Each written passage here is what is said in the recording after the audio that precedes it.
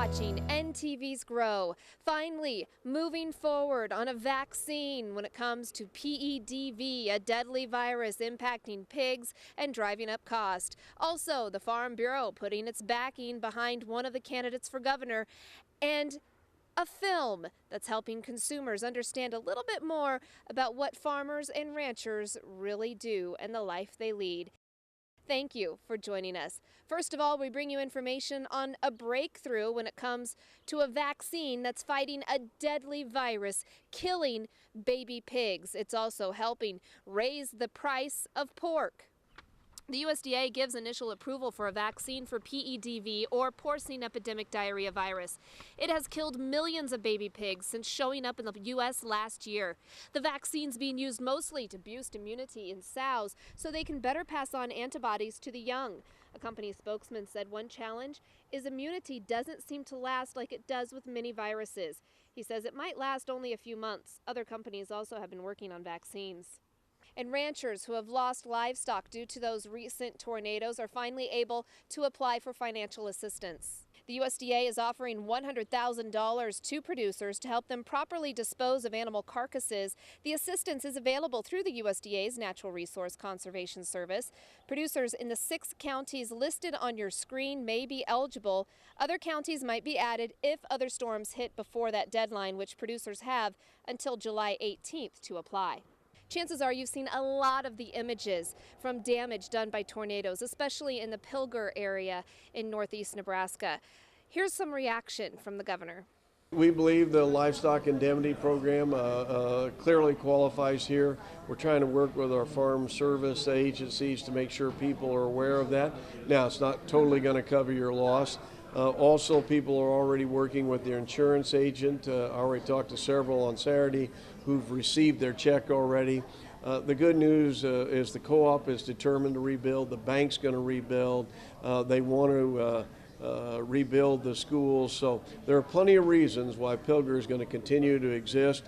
As they say, their motto is a little town too tough to die. They're resilient. We're there to help. We're all going to help them. Meanwhile, the race for governor really does heat up, and the Farm Bureau has decided to back one candidate, as well as Mr. Warren Buffett. NTV's Grow co-host Steve White explains. Maryland Warren Buffett is contributing $100,000 to Democrat Chuck Hasselbrook. But Pete Ricketts, he picked up a big endorsement of his own. Your word-of-mouth recommendation is the best advertising I can get. Pete Ricketts says he'll run lots of ads, but campaigning in coffee shops may be just as important, especially with Nebraska Farm Bureau's backing. And the Farm Bureau's endorsement says to people, Pete understands how we grow agriculture. Pete is going to be a friend of agriculture. And he does truly understand agriculture and the issues that affect agriculture, and really how important agriculture is to our entire state. The state's largest farm organization says the endorsement came from members. Just because someone comes from a business point of view in Omaha does not mean that he does not understand the importance of rural Nebraska. We've been traveling with Pete for a couple days, and I believe 100% that he gets rural Nebraska. Ricketts and Farm Bureau want to see ag land valued lower for tax purposes. But a governor can't do it alone, as Dave Heineman learned this year. Ricketts thinks a new class of lawmakers will take another look. I've been working to develop those relationships as well with people like Kurt Friesen, John Keene, Matt Williams, Mark Holterman, all the folks that I think are going to be in the unicameral next year. Ricketts will face Chuck Hasselbrook this November. The Democrat has picked up a big endorsement of his own, a donation from one of the nation's wealthiest men. I don't think it's terribly surprising that Warren Buffett's supporting my opponent. They share a lot of the same radical approaches, such as abortion on demand. And I think what Nebraska is going to see is that this campaign will provide a very clear choice. Hasselbrook says the support of Warren Buffett shows this is a competitive race. Nebraska Farm Bureau, though, says they're going to be putting their support into the Ricketts campaign, and we'll have to wait and see how things turn out in November. Marilyn? Expanding ag trade is part of the focus of Secretary of Agriculture Tom Vilsack's trip to Europe. Now, the European Union is a leader when it comes to ag trade, but several U.S. producers have to go through many barriers in order to make this happen. The benefit to European farmers from a free trade agreement is opening up and expanding market opportunities in the U.S. It's also creating new innovation here in Europe, which may allow them to be more productive and more innovative in terms of agricultural production, both of which will, I think, benefit the bottom line for European producers. Ag exports reached a record $140.9 billion and supported nearly 1 million jobs in the last fiscal year. Going back to work on the farm was a dream of one Beaver City man, and now he is able to get back into those fields. 4 years ago, Troy Balderson crashed his car at an intersection. The accident left him a quadriplegic. The Nebraska VR worked with him to make sure his dream became a reality. Balderson's friend for the past 10 years, Chris Harding, hired him to work on his farm in Norton, Kansas. I love animals, and I love looking at it, looking after animals every day. His job is to make sure none of the cattle are sick. Balderson, along with his dog Duke, check on the cows to see how they're doing. Balderson says he is just happy to be on a farm once again. The farm owner says Balderson's work is very crucial to keep things going. As he keeps an eye on 2,500 cows, it allows the owner to focus on other areas. That's pretty crucial anymore. Our time's pretty valuable. We got other things we could be doing. The Nebraska VR, who helped Balderson find this job, helped 1,800 disabled people find employment in the last year. Their goal for next year is to break 2,000. There's a documentary film going around the country that's taking viewers on to the farm. And many people in the area, especially the organizers of this that brought it to Grand Island, say this is an experience not a whole lot of people get to have. Here's NTV's Megan Johnson with more. From a poultry farmer in Georgia to a corn grower right here in Nebraska, the film Farmland follows 6 farmers helping feed the world, and dozens of people got to see it at a special screening here in Grand Island.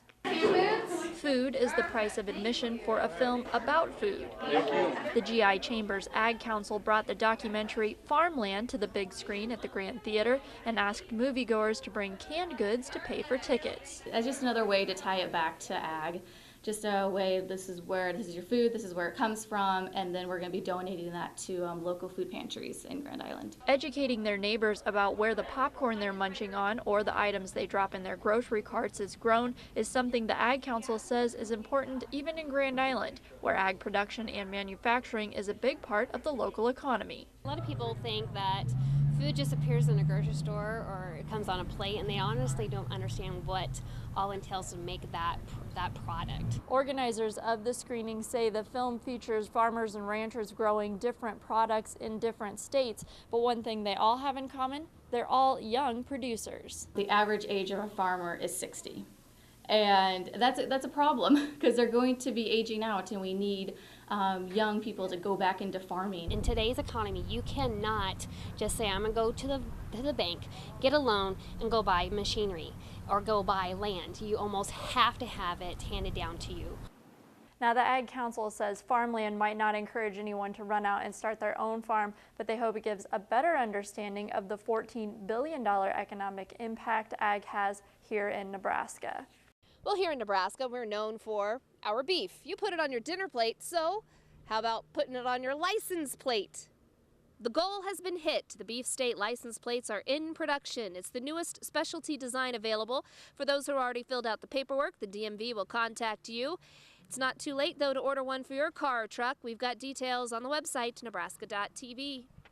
Well, they didn't need GPS to go where they're going. We're going on a tractor trek through time as classic antique tractors would go through the highways and byways of Nebraska. And NTV's Grove's Steve White, he caught up with them. Here's more. Well, we're heading west. The open road beckons on a journey unlike any other. That's what brought Bruce and Amy Meyer together as this father and daughter travel Nebraska on a pair of classic tractors. Dad and daughter time, and it's our bonding time. We enjoy doing this. So yeah, it turned out to be fun. They're not the only ones spending their summer vacation this way.